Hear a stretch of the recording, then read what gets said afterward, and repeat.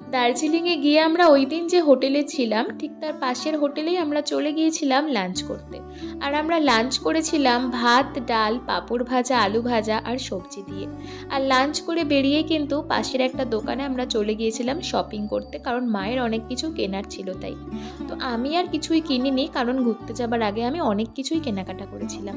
আর তারপর হোটেলে ফিরে এসে দেখি যিশু আমার জন্য বানিয়েছিল কফি। আর তারপর আমি আর যিশু কফি খেয়ে আবার রেডি হয়ে বেরিয়ে পড়লাম আমরা সবাই ম্যালে যাওয়ার জন্য। আর ম্যালে কিন্তু তখন বেশ ভালোই ভিড় ছিল। আর সেই সময়টা কিন্তু ভীষণ পরিমাণে ঠান্ডাও পড়েছিল।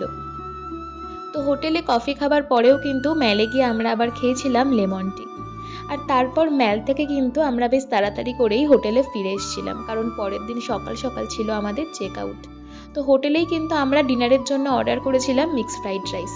আর তারপর পরদিন সকাল সকাল বেরিয়ে পড়েছিলাম শিলিগুড়ির উদ্দেশ্যে। তো দার্জিলিং থেকে শিলিগুড়ি আমরা কিন্তু এসেছিলাম মিরিক হয়ে, আর রাস্তায় এই দোকানটায় দাঁড়িয়েছিলাম ব্রেকফাস্ট করার জন্য। তো আমরা সকালে ব্রেকফাস্ট করেছিলাম ম্যাগি দিয়ে। তো তোমরা সবাই জানিও ব্লগটা কেমন লাগলো, সবাই ভালো থেকো, টাটা।